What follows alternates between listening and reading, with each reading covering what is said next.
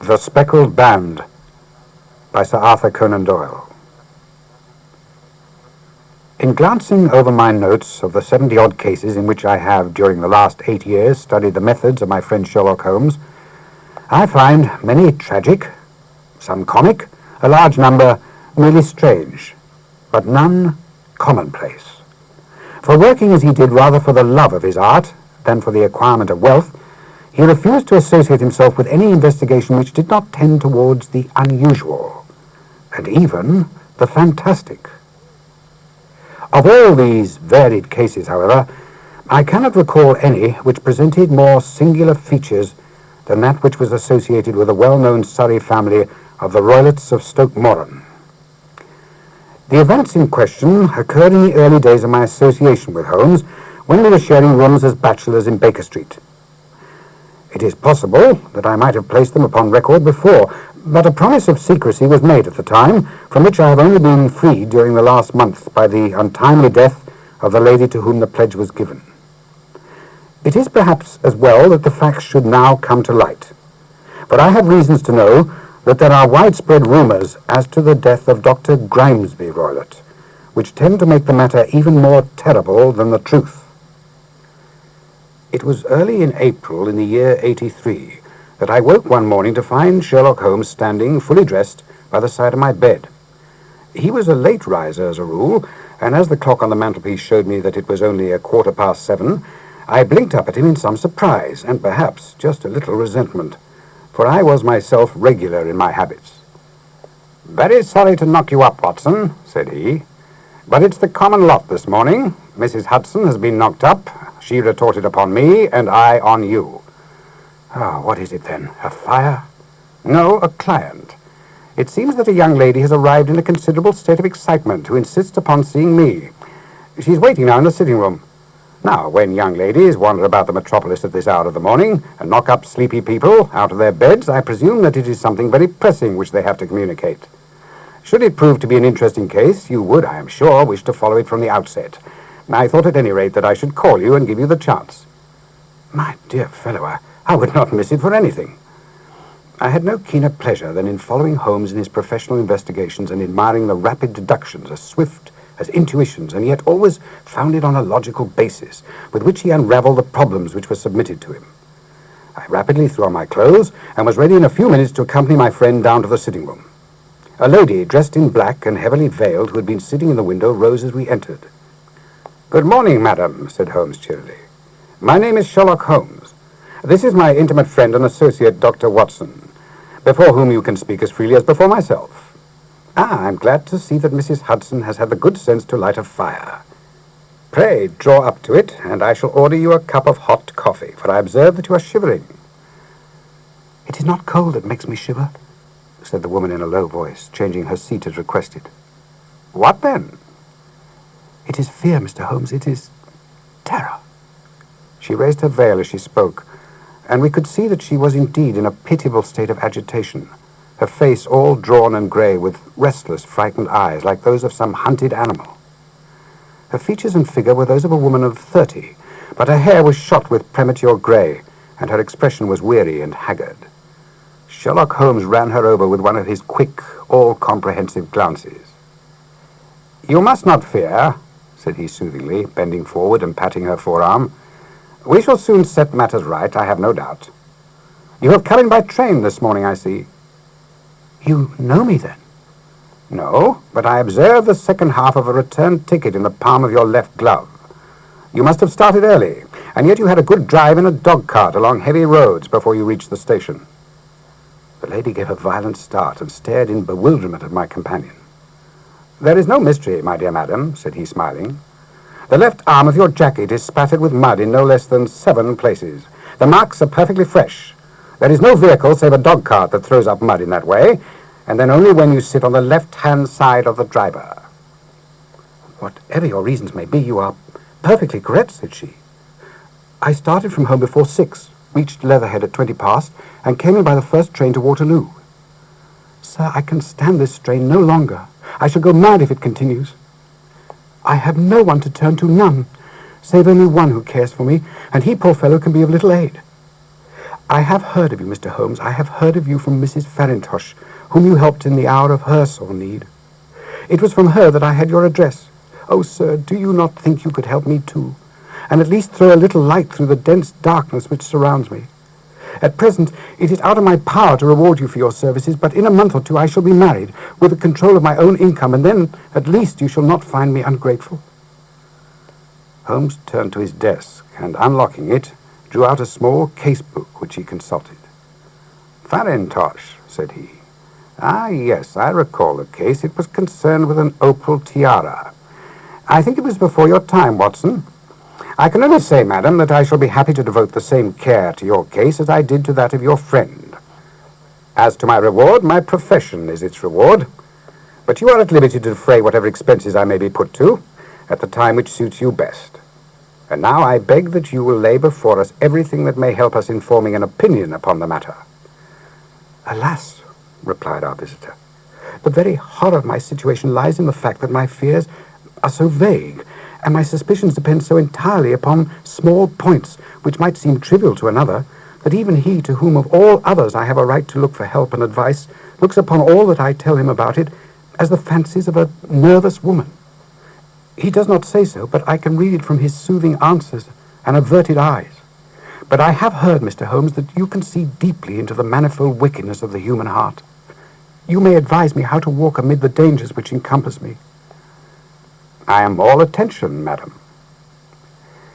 "My name is Helen Stoner, and I am living with my stepfather, who is the last survivor of one of the oldest Saxon families in England, the Roylotts of Stoke Moran, on the western border of Surrey." Holmes nodded his head. "The name is familiar to me," said he. "The family was at one time among the richest in England, and the estate extended over the borders into Berkshire in the north and Hampshire in the west. In the last century, however, 4 successive heirs were of a dissolute and wasteful disposition, and the family ruin was eventually completed by a gambler in the days of the Regency. Nothing was left save a few acres of ground and the 200-year-old house, which is itself crushed under a heavy mortgage. The last squire dragged out his existence there, living the horrible life of an aristocratic pauper. But his only son, my stepfather, seeing that he must adapt himself to the new conditions, obtained an advance from a relative which enabled him to take a medical degree, and went out to Calcutta, where, by his professional skill and his force of character, he established a large practice. In a fit of anger, however, caused by some robberies which were perpetrated in the house, he beat his native butler to death, and narrowly escaped a capital sentence. As it was, he suffered a long term of imprisonment, and afterwards returned to England, a morose and disappointed man. When Dr. Roylott was in India, he married my mother, Mrs. Stoner, the young widow of Major General Stoner of the Bengal Artillery.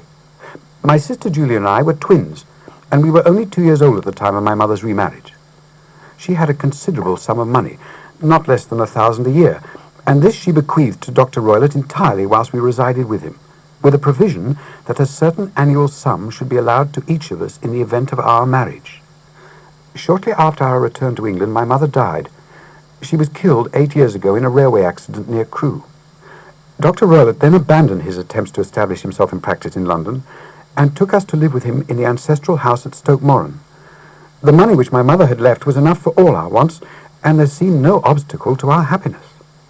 But a terrible change came over our stepfather about this time. Instead of making friends and exchanging visits with our neighbours, who had at first been overjoyed to see a Roylott of Stoke Moran back in the old family seat, he shut himself up in his house, and seldom came out save to indulge in ferocious quarrels with whoever might cross his path. Violence of temper approaching to mania has been hereditary in the men of the family, and in my stepfather's case it had, I believe, been intensified by his long residence in the tropics. A series of disgraceful brawls took place, 2 of which ended in the police court, until at last he became the terror of the village, and the folks would fly at his approach, for he is a man of immense strength and absolutely incontrollable in his anger. Last week he hurled the local blacksmith over a parapet into a stream, and it was only by paying over all the money that I could gather together that I was able to avert another public exposure. He had no friends at all save the wandering gypsies, and he would give these vagabonds leave to encamp upon the few acres of bramble-covered land which represent the family estate, and would accept in return the hospitality of their tents, wandering away with them sometimes for weeks on end. He has a passion also for Indian animals, which are sent over to him by a correspondent, and he has at this moment a cheetah and a baboon, which wander freely over the grounds and are feared by the villagers almost as much as their master. You can imagine from what I say that my poor sister Julia and I had no great pleasure in our lives. No servant would stay with us, and for a long time we did all the work of the house. She was but 30 at the time of her death, and yet her hair had already begun to whiten, even as mine has. Your sister is dead, then? She died just over 2 years ago, and it is of her death that I wish to speak to you. You can understand that, living the life which I have described, we were little likely to see anyone of our own age and position. We had, however, an aunt, my mother's maiden sister, Miss Honoria Westphale, who lives near Harrow, and we were occasionally allowed to pay short visits to this lady's house. Julia went there at Christmas 2 years ago, and met there a half-pay major of Marines, to whom she became engaged. My stepfather learned of the engagement when my sister returned, and offered no objection to the marriage, but within a fortnight of the day which had been fixed for the wedding, the terrible event occurred which has deprived me of my only companion. Sherlock Holmes had been leaning back in his chair with his eyes closed and his head sunk in a cushion, but he half opened his lids now and glanced across at his visitor. "Pray be precise as to details," said he. "It is easy for me to be so, for every event of that dreadful time is seared into my memory. The manor house is, as I have already said, very old, and only one wing is now inhabited. The bedrooms in this wing are on the ground floor, the sitting rooms being in the central block of the buildings. Of these bedrooms, the first is Dr. Roylott's, the second my sister's, and the third my own. There is no communication between them, but they all open out into the same corridor. Do I make myself plain?" "Perfectly so." The windows of the 3 bedrooms open out upon the lawn. That fatal night Dr. Roylott had gone to his room early, though we knew that he had not retired to rest, for my sister was troubled by the smell of the strong Indian cigars which it was his custom to smoke. She left her room, therefore, and came into mine, where we sat for some time chatting about her approaching wedding. At 11 o'clock she rose to leave me, but she paused at the door and looked back. "Tell me, Helen," said she, "have you ever heard anyone whistle in the dead of the night?" "Never," said I. "I suppose that you could not possibly whistle yourself in your sleep?" "Certainly not, but why?" "Because during the last few nights I have always, about 3 in the morning, heard a low, clear whistle. I am a light sleeper, and it has awakened me. I cannot tell where it came from.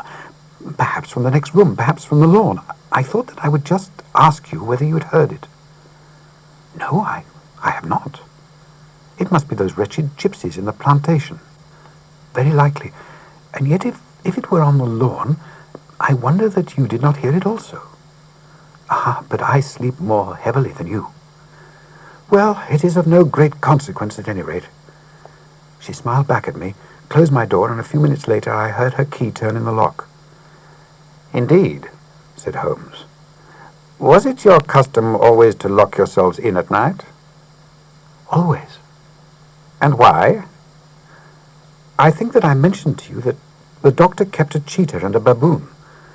We had no feeling of security unless our doors were locked." "Quite so. Pray proceed with your statement." "I could not sleep that night. A vague feeling of impending misfortune impressed me. My sister and I, you will recollect, were twins, and you know how subtle are the links which bind 2 souls which are so closely allied. It was a wild night. The wind was howling outside, and the rain was beating and splashing against the windows. Suddenly, amidst all the hubbub of the gale, there burst forth the wild scream of a terrified woman. I knew that it was my sister's voice. I sprang from my bed, wrapped a shawl round me, and rushed into the corridor. As I opened my door, I seemed to hear a low whistle, such as my sister had described, and a few moments later a clanging sound, as if a mass of metal had fallen. As I ran down the passage, my sister's door was unlocked and revolved slowly upon its hinges. I stared at it, horror-stricken, not knowing what was about to issue from it. By the light of the corridor lamp, I saw my sister appear at the opening, her face blanched with terror, her hands groping for help, her whole figure swaying to and fro like that of a drunkard. I ran to her and threw my arms round her, but at that moment her knees seemed to give way and she fell to the ground. She writhed as one who is in terrible pain, and her limbs were dreadfully convulsed. At first I thought that she had not recognized me, but as I bent over her she suddenly shrieked out in a voice which I shall never forget, "Oh, my God, Helen! It was the band! The speckled band!" There was something else which she would fain have said, and she stabbed with her finger into the air in the direction of the doctor's room, but a fresh convulsion seized her and choked her words. I rushed out, calling loudly for my stepfather, and I met him hastening from his room in his dressing gown. When he reached my sister's side, she was unconscious, and though he poured brandy down her throat and sent for medical aid from the village, all efforts were in vain, for she sank slowly and died without having recovered her consciousness. Such was the dreadful end of my beloved sister. "One moment," said Holmes. "Are you sure about the whistle and metallic sound? Could you swear to it?" "That was what the county coroner asked me at the inquiry. It is my strong impression that I heard it, and yet among the crash of the gale and the creaking of an old house, I may possibly have been deceived." "Was your sister dressed?" "No, she was in her nightdress. In her right hand was found the charred stump of a match, and in her left a matchbox." "Showing that she had struck a light and looked about her when the alarm took place. That is important. And what conclusions did the coroner come to?" "He investigated the case with great care, for Dr. Roylett's conduct had long been notorious in the county, but he was unable to find any satisfactory cause of death. My evidence showed that the door had been fastened upon the inner side, and the windows were blocked by old-fashioned shutters with broad iron bars, which were secured every night. The walls were carefully sounded, and were shown to be quite solid all round, and the flooring was also thoroughly examined with the same result. The chimney is wide, but is barred up by 4 large staples. It is certain, therefore, that my sister was quite alone when she met her end. Besides, there were no marks of any violence upon her." "How about poison?" "The doctors examined her for it, but without success." "What do you think that this unfortunate lady died of, then?" "It is my belief that she died of pure fear and nervous shock, though what it was which frightened her I cannot imagine." "Were there gypsies in the plantation at the time?" "Yes, there are nearly always some there." "Ah, and what did you gather from this allusion to a band? A speckled band?" "Sometimes I have thought that it was merely the wild talk of delirium, sometimes that it may have referred to some band of people, perhaps to these very gypsies in the plantation. I do not know whether the spotted handkerchiefs which so many of them wear over their heads might have suggested the strange adjective which she used." Holmes shook his head like a man who is far from being satisfied. "These are very deep waters," said he. "Pray go on with your narrative." 2 years have passed since then, and my life has been, until lately, lonelier than ever. A month ago, however, a dear friend, whom I have known for many years, has done me the honour to ask my hand in marriage. His name is Armitage, Percy Armitage, the second son of Mr. Armitage of Crane Water near Reading. My stepfather has offered no opposition to the match, and we are to be married during the course of the spring. 2 days ago some repairs were started in the west wing of the building, and my bedroom wall has been pierced, so that I've had to move into the chamber in which my sister died, and to sleep in the very bed in which she slept. Imagine then my thrill of terror when last night, as I lay awake thinking over her terrible fate, I suddenly heard in the silence of the night the low whistle which had been the herald of her own death. I sprang up and lit the lamp, but nothing was to be seen in the room. I was too shaken to go to bed again, however, so I dressed, and as soon as it was daylight, I slipped down, got a dog-cart at the Crown Inn, which is opposite, and drove to Leatherhead, whence I have come on this morning, with the one object of seeing you and asking your advice." "You have done wisely," said my friend. "But have you told me all?" "Yes, all." "Miss Stoner, you have not. You are screening your stepfather." "Why? What do you mean?" For answer, Holmes pushed back the frill of black lace which fringed the hand that lay upon our visitor's knee. 5 little livid spots, the mark of 4 fingers and a thumb, were printed upon the white wrist. "You have been cruelly used," said Holmes. The lady coloured deeply and covered over her injured wrist. "He is a hard man," she said, "and perhaps he hardly knows his own strength." There was a long silence, during which Holmes leaned his chin upon his hands and stared into the crackling fire. "This is a very deep business," he said at last. "There are 1,000 details which I should desire to know before I decide upon our course of action. Yet we have not a moment to lose. If we were to come to Stoke Moran today, would it be possible for us to see over these rooms without the knowledge of your stepfather?" "As it happens, he spoke of coming into town today upon some important business. It is probable that he will be away all day, and that there would be nothing to disturb you. We have a housekeeper now, but she is old and foolish, and I could easily get her out of the way." "Excellent. You're not averse to this trip, Watson?" "By no means." "Then we shall both come. What are you going to do yourself?" "I have 1 or 2 things I would wish to do now that I am in town, but I shall return by the 12 o'clock train so as to be there in time for your coming." "And you may expect us early in the afternoon. I have myself some small business matters to attend to. Will you not wait and breakfast?" "No, I must go. My heart is lightened already since I have confided my trouble to you. I shall look forward to seeing you again this afternoon." She dropped her thick black veil over her face and glided out of the room. "And what do you think of it all, Watson?" asked Sherlock Holmes, leaning back in his chair. "Well, it seems to me to be a most dark and sinister business." "Dark enough and sinister enough." "Yet if the lady is correct in saying that the flooring and walls are sound and that the door, window, and chimney are impassable, then her sister must have been undoubtedly alone when she met her mysterious end."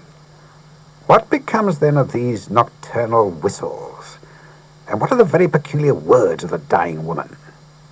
"I cannot think."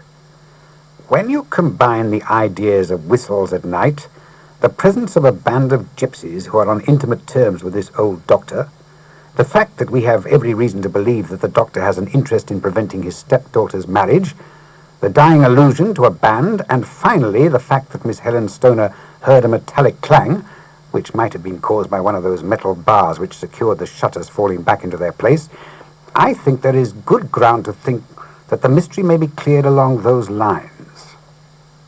"But what, then, did the gypsies do?" "I cannot imagine." "I see many objections to any such a theory." "And so do I. It is precisely for that reason that we are going to Stoke Moran this day. I want to see whether the objections are fatal, or if they may be explained away." "But what in the name of the devil?" The ejaculation had been drawn from my companion by the fact that our door had been suddenly dashed open, and that a huge man framed himself in the aperture. His costume was a peculiar mixture of the professional and of the agricultural, having a black top hat, a long frock coat, and a pair of high gaiters, with a hunting crop swinging in his hand. So tall was he that his hat actually brushed the crossbar of the doorway, and his breadth seemed to span it across from side to side. A large face, seared with 1,000 wrinkles, burned yellow with the sun, and marked with every evil passion, was turned from one to the other of us, while his deep-set, bile-shot eyes and high, thin, fleshless nose gave him somewhat the resemblance to a fierce old bird of prey.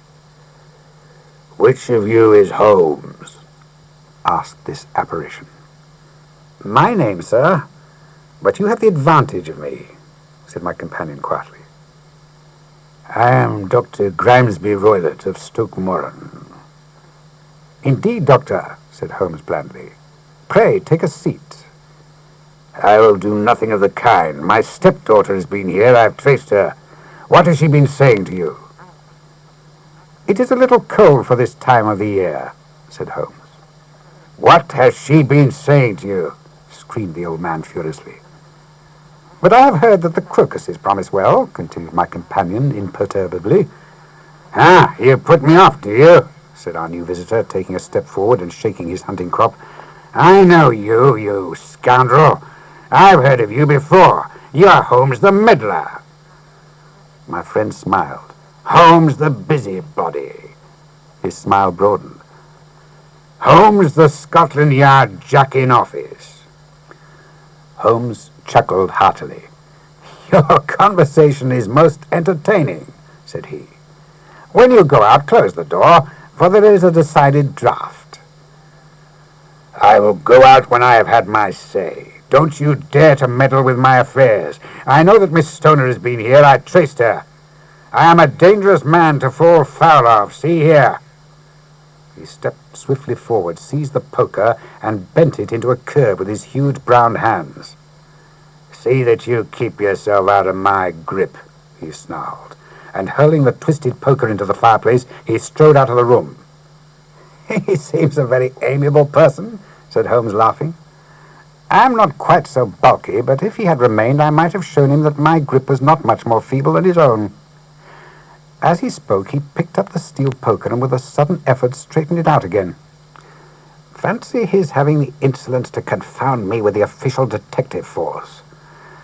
This incident gives me zest to our investigation, however, and I only trust that our little friend will not suffer from her imprudence in allowing this brute to trace her. And now, Watson, we shall order breakfast, and afterwards I shall walk down to Doctor's Commons, where I hope to get some data which may help us in this matter." It was nearly 1 o'clock when Sherlock Holmes returned from his excursion. He held in his hand a sheet of blue paper, scrawled over with notes and figures. "I have seen the will of the deceased wife," said he. "To determine its exact meaning, I have been obliged to work out the present prices of the investments with which it is concerned. The total income, which at the time of the wife's death was little short of £1,100, is now, through the fall in agricultural prices, not more than £750. Each daughter can claim an income of £250 in case of marriage. It is evident, therefore, that if both girls had married, this beauty would have had a mere pittance, while even one of them could cripple him to a serious extent. My morning's work has not been wasted, since it has proved that he has the very strongest motives for standing in the way of anything of the sort. And now, Watson, this is too serious for dawdling, especially as the old man is aware that we are interesting ourselves in his affairs. So, if you are ready, we shall call a cab and drive to Waterloo. I should be very much obliged if you would slip your revolver into your pocket. An Illy's No. 2 is an excellent argument with a gentleman who can twist steel pokers into knots. That and a toothbrush are, I think, all that we need." At Waterloo we were fortunate in catching a train for Leatherhead, where we hired a trap at the station inn and drove for 4 or 5 miles through the lovely Surrey lanes. It was a perfect day, with a bright sun and a few fleecy clouds in the heavens.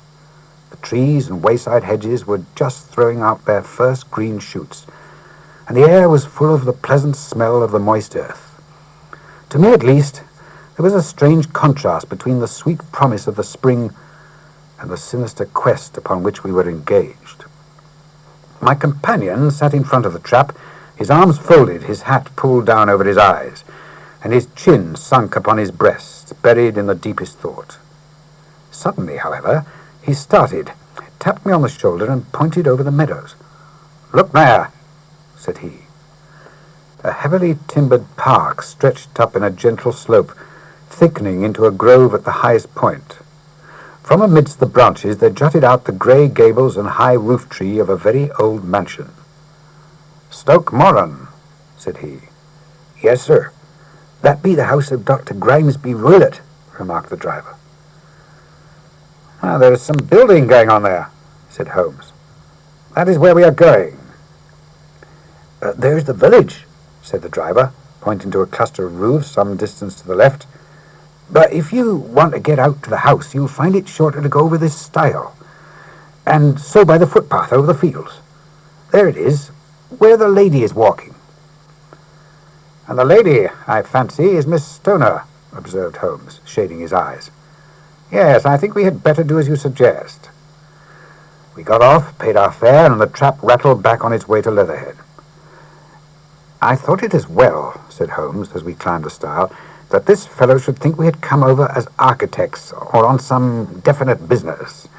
It may stop his gossip. Good afternoon, Miss Stoner. You see that we have been as good as our word." Our client of the morning had hurried forward to meet us with a face which spoke her joy. "I have been waiting so eagerly for you," she cried, shaking hands with us warmly. All has turned out splendidly. Dr. Roylott has gone to town, and it is unlikely that he will be back before evening." "We have had the pleasure of making the doctor's acquaintance," said Holmes, and in a few words sketched out what had occurred. Miss Stoner turned white to the lips as she listened. "Good heavens!" she cried. "He has followed me, then?" "So it appears." "He is so cunning that I never know when I am safe from him. What will he say when he returns?" "He must guard himself, for he may find there is someone more cunning than himself upon his track. You must lock yourself from him tonight. If he is violent, we shall take you away to your aunt's at Harrow. Now, we must make the best use of our time. So kindly take us at once to the rooms which we are to examine." The building was of grey lichen-blotched stone, with a high central portion and two curving wings like the claws of a crab, thrown out on each side.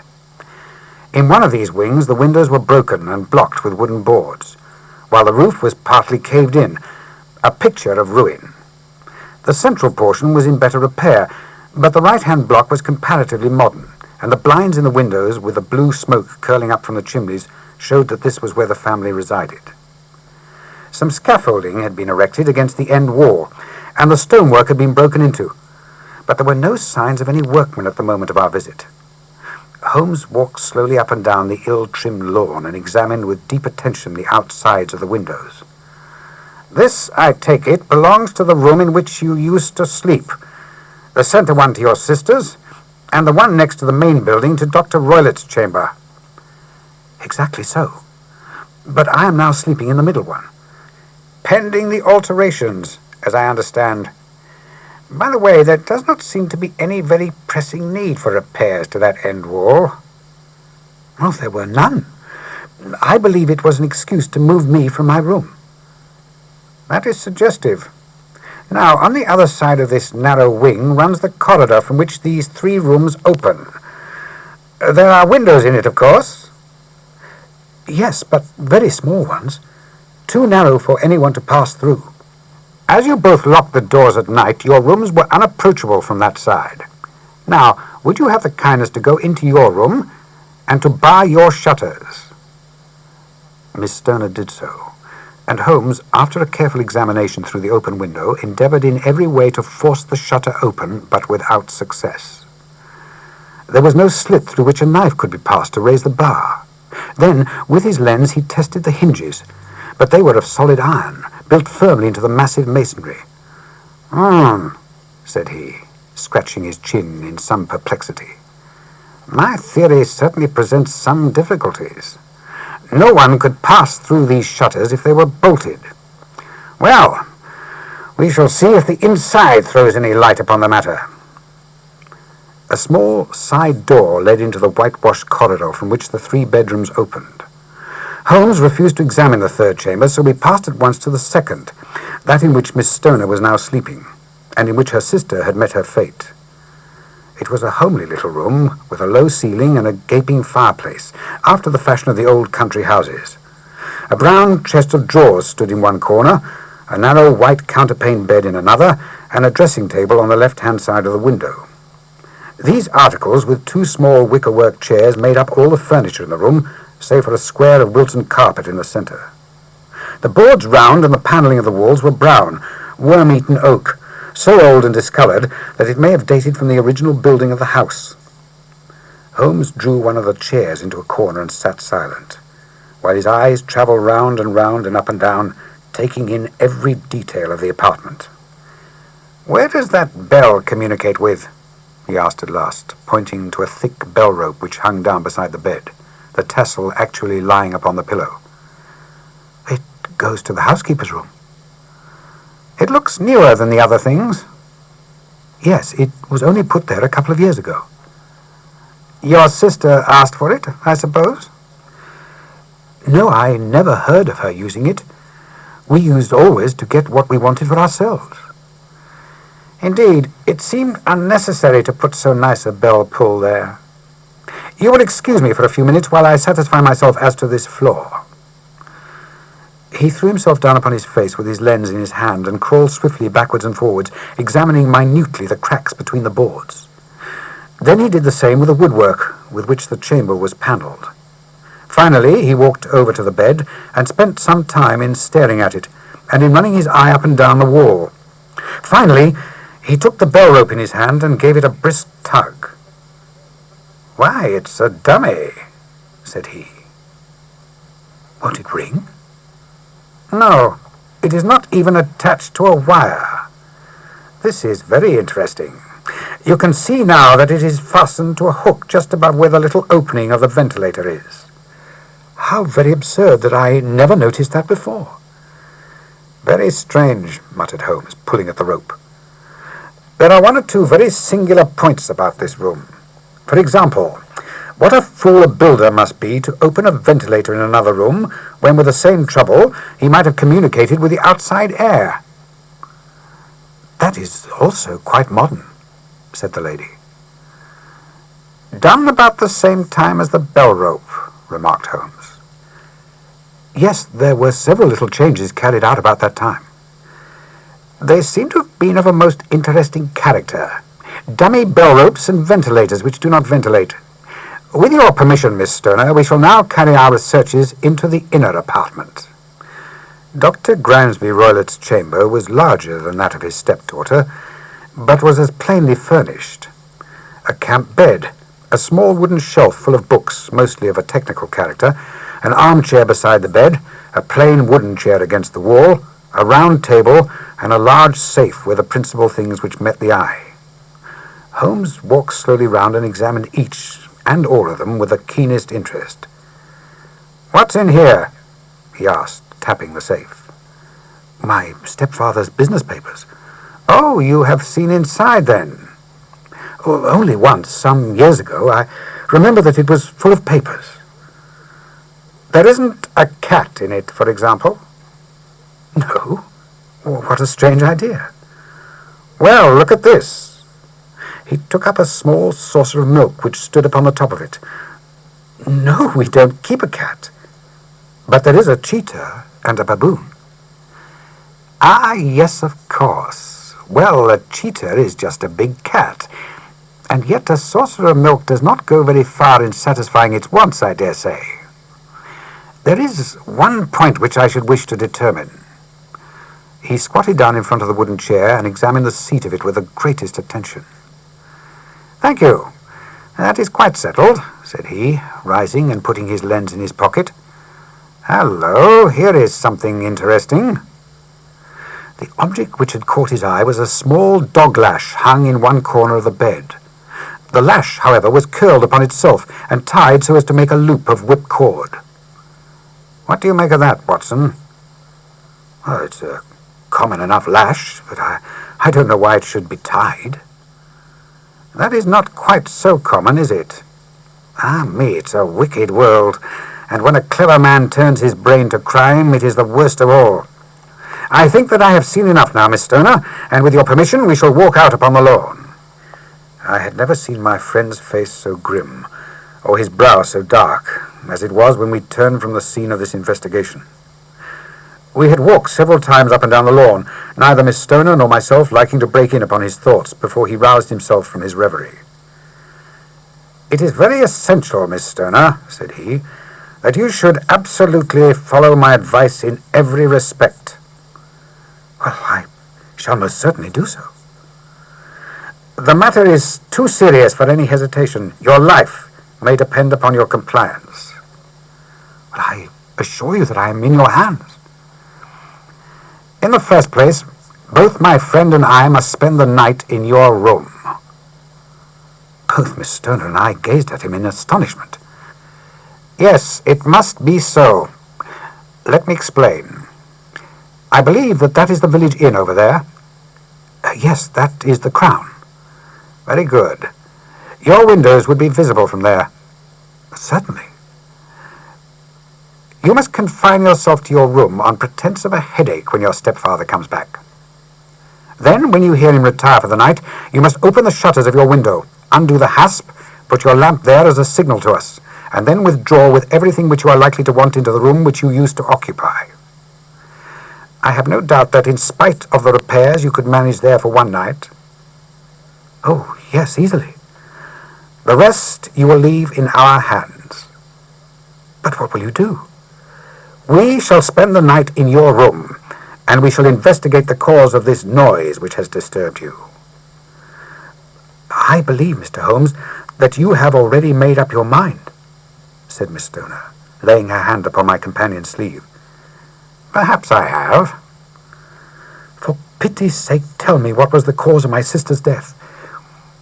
I should prefer to have clearer proofs before I speak. Well, you can at least tell me whether my own thought is correct, and if she died from sudden fright. No, I do not think so. I think there was probably some more tangible cause. And now, Miss Stoner, we must leave you, for if Dr. Roylott returned and saw us, our journey would be in vain. Goodbye, and be brave, for if you will do what I have told you, you may rest assured that we shall soon drive away the dangers that threaten you. Sherlock Holmes and I had no difficulty in engaging a bedroom and a sitting room at the Crown Inn. They were on the upper floor, and from our window we could command a view of the avenue gate and of the inhabited wing of Stoke Moran Manor House. At dusk we saw Dr. Grimesby Roylott drive past, his huge form looming up beside the little figure of the lad who drove him. The boy had some slight difficulty in undoing the heavy iron gates, and we heard the hoarse roar of the doctor's voice, and saw the fury with which he shook his clenched fists at him. The trap drove on, and a few minutes later we saw a sudden light spring up among the trees as the lamp was lit in one of the sitting rooms. "Do you know, Watson," said Holmes, as we sat together in the gathering darkness, "I have really some scruples as to taking you tonight. There is a distinct element of danger." "Oh, can I be of assistance?" "Your presence might be invaluable." "Then I shall certainly come." "It is very kind of you." "You speak of danger. You have evidently seen more in these rooms than was visible to me." "No, but I fancy I may have deduced a little more. I imagine that you saw all that I did." "Well, I saw nothing remarkable save the bell rope, and what purpose that could answer, I confess, is more than I can imagine." "You saw the ventilator, too?" "Yes, but I do not think it's such a very unusual thing to have a small opening between two rooms. It was so small that a rat could hardly pass through." "I knew that we should find a ventilator before ever we came to Stoke Moran." "My dear Holmes!" "Oh, yes, I did. You remember in her statement she said that her sister could smell Dr. Roylott's cigar. Now, of course, that suggests at once that there must be a communication between the two rooms. It could only be a small one, or it would have been remarked upon at the coroner's inquiry. I deduced a ventilator." "But what harm can there be in that?" "Well, there is at least a curious coincidence of dates. A ventilator is made, a cord is hung, and a lady who sleeps in the bed dies. Does that not strike you?" "Well, I cannot as yet see any connection." "Did you observe anything very peculiar about that bed?" "No." "It was clamped to the floor. Did you ever see a bed fastened like that before?" "Oh, I cannot say that I have." "The lady could not move her bed. It must always be in the same relative position to the ventilator and to the rope. For so we may call it, since it was clearly never meant for a bell pull."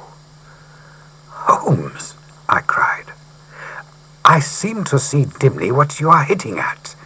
We are only just in time to prevent some subtle and horrible crime." "Subtle enough and horrible enough. When a doctor does go wrong, he is the first of criminals. He has the nerve, and he has the knowledge. Palmer and Pritchard were among the heads of their profession. This man strikes even deeper, but I think, Watson, we shall be able to strike deeper still. But we shall have horrors enough before the night is over. For goodness' sake, let us have a quiet pipe and turn our minds for a few hours to something more cheerful." About 9 o'clock the light among the trees was extinguished, and all was dark in the direction of the manor house. 2 hours passed slowly away, and then, suddenly, just at the stroke of 11, a single bright light shone out right in front of us. "That is our signal," said Holmes, springing to his feet. "It comes from the middle window." As we passed out, he exchanged a few words with the landlord, explaining that we were going on a late visit to an acquaintance, and that it was possible that we might spend the night there. A moment later, we were out on the dark road, a chill wind blowing in our faces, and one yellow light twinkling in front of us through the gloom to guide us on our somber errand. There was little difficulty in entering the grounds, for unrepaired breaches gaped in the old park wall. Making our way among the trees, we reached the lawn, crossed it, and were about to enter through the window when out of a clump of laurel bushes there darted what seemed to be a hideous and distorted child, who threw itself on the grass with writhing limbs and then ran swiftly across the lawn into the darkness. "My God!" I whispered. "Did you see it?" Holmes was for the moment as startled as I. His hand closed like a vice upon my wrist in agitation. Then he broke into a low laugh and put his lips to my ear. "It's a nice household," he murmured. "That is the baboon." I had forgotten the strange pets which the doctor affected. There was a cheetah, too. Perhaps we might find it upon our shoulders at any moment. I confess that I felt easier in my mind when, after following Holmes' example and slipping off my shoes, I found myself inside the bedroom. My companion noiselessly closed the shutters, moved the lamp onto the table, and cast his eyes round the room. All was as we had seen it in the daytime. Then, creeping up upon me and making a trumpet of his hand, he whispered into my ear again so gently that it was all that I could do to distinguish his words.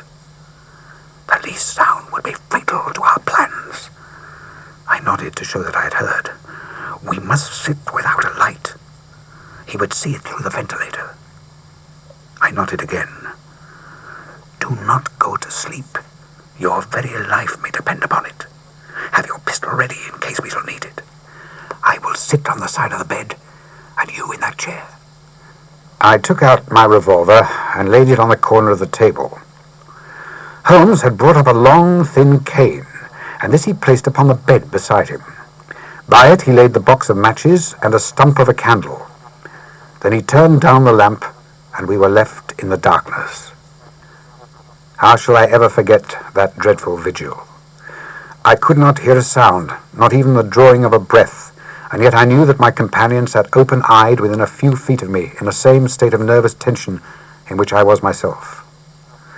The shutters cut off the least ray of light, and we waited in absolute darkness.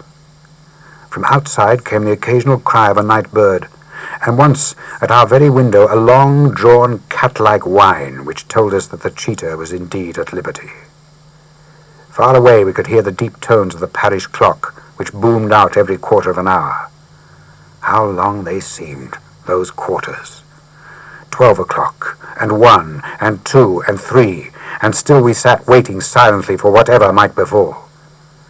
Suddenly, there was the momentary gleam of a light up in the direction of the ventilator, which vanished immediately, but was succeeded by a strong smell of burning oil and heated metal. Someone in the next room had lit a dark lantern. I heard a gentle sound of movement, and then all was silent once more, though the smell grew stronger. For half an hour I sat with straining ears. Then, suddenly, another sound became audible. A very gentle, soothing sound, like that of a small jet of steam escaping continually from a kettle. The instant we heard it, Holmes sprang from the bed, struck a match, and lashed furiously with his cane at the bell-pull. "You see it, Watson!" he yelled. "You see it!" But I saw nothing. At the moment when Holmes struck the light, I heard a low, clear whistle, but the sudden glare flashing into my eyes made it impossible for me to tell what it was at which my friend lashed so savagely. I could, however, see that his face was deadly pale and filled with horror and loathing. He had ceased to strike and was gazing up at the ventilator, when suddenly there broke from the silence of the night the most horrible cry to which I have ever listened. It swelled up louder and louder, a hoarse yell of pain and fear and anger, all mingled in one dreadful shriek. They say that way down in the village, and even in the distant parsonage, that cry raised the sleepers from their beds. It struck cold to our hearts, and I stood gazing at Holmes, and he at me, until the last echoes of it had died away into the silence from which it rose. "What can it mean?" I gasped. "It means it is all over," Holmes answered.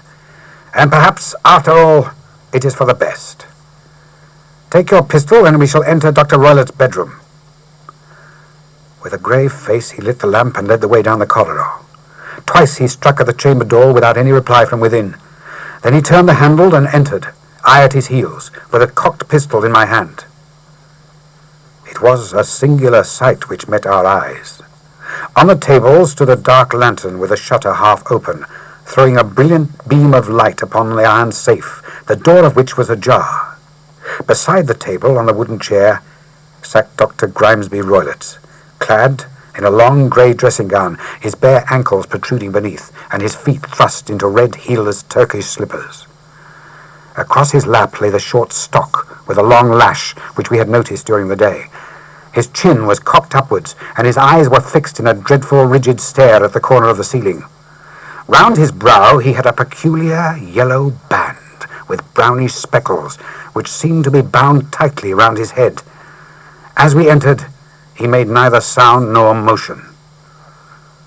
"The band! The speckled band!" whispered Holmes. I took a step forward. In an instant his strange headgear began to move, and there reared itself from among his hair the squat, diamond-shaped head and puffed neck of a loathsome serpent. "It is a swamp adder," cried Holmes, "the deadliest snake in India. He has died within 10 seconds of being bitten." Violence does in truth recoil upon the violent, and the schemer falls into the pit which he digs for another. Let us thrust this creature back into its den, and we can then remove Miss Stoner to some place of shelter and let the county police know what has happened. As he spoke, he drew the dog whip swiftly from the dead man's lap, and throwing the noose round the reptile's neck, he drew it from its horrid perch, and carrying it at arm's length, threw it into the iron safe, which he closed upon it. Such are the true facts of the death of Dr. Grimesby Roylott of Stoke Moran. It is not necessary that I should prolong a narrative which has already run too great a length by telling how he broke the sad news to the terrified girl, how he conveyed her by the morning train to the care of her good aunt at Harrow, of how the slow process of official inquiry came to the conclusion that the doctor met his fate while indiscreetly playing with a dangerous pet. The little which I had yet to learn of the case was told to me by Sherlock Holmes as we travelled back next day. "I had," said he, "come to an entirely erroneous conclusion, which shows, my dear Watson, how dangerous it always is to reason from insufficient data. The presence of the gypsies, and the use of the word band, which was used by the poor girl, no doubt to explain the appearance which she had caught a horrid glimpse of by the light of her match, was sufficient to put me upon an entirely wrong scent. I can only claim the merit that I instantly reconsidered my position, when, however, it became clear to me that whatever danger threatened an occupant of the room could not come either from the window or the door. My attention was speedily drawn, as I have already remarked to you, to this ventilator, and to the bell rope which hung down to the bed. The discovery that this was a dummy, and that the bed was clamped to the floor, instantly gave rise to the suspicion that the rope was there as a bridge for something passing through the hole and coming to the bed. The idea of a snake instantly occurred to me, and when I coupled it with my knowledge that the doctor was furnished with a supply of creatures from India, I felt that I was probably on the right track. The idea of using a form of poison which could not possibly be discovered by any chemical test was just such a one as would occur to a clever and ruthless man who had an Eastern training. The rapidity with which such a poison would take effect would also, from his point of view, be an advantage. It would be a sharp-eyed coroner indeed who could distinguish the two little dark punctures which would show where the poisoned fangs had done their work. Then I thought of the whistle. Of course, he must recall the snake before the morning light revealed it to the victim. He had trained it, probably, by the use of the milk which we saw, to return to him when summoned. He would put it through the ventilator at the hour that he thought best, with a certainty that it would crawl down the rope and land on the bed. It might or might not bite the occupant. Perhaps she might escape every night for a week, but sooner or later she must fall a victim. I had come to these conclusions before ever I entered his room. An inspection of the chair showed me that he had been in the habit of standing on it, which of course would be necessary in order that he should reach the ventilator. The sight of the safe, the saucer of milk, and the loop of whipcord were enough to finally dispel any doubts which may have remained. The metallic clang heard by Miss Stoner was obviously caused by her father hastily closing the door of his safe upon its terrible occupant. Having once made up my mind, you know the steps which I took in order to put the matter to the proof. I heard the creature hiss, as I have no doubt that you did also, and I instantly lit the light and attacked it. Oh, with the result of driving it through the ventilator, and also with the result of causing it to turn upon its master at the other side. Some of the blows of my cane came home and roused its snakish temper so that it flew upon the first person it saw. In this way I am no doubt indirectly responsible for Dr. Grimesby Roylott's death, and I cannot say that it is likely to weigh very heavily upon my conscience.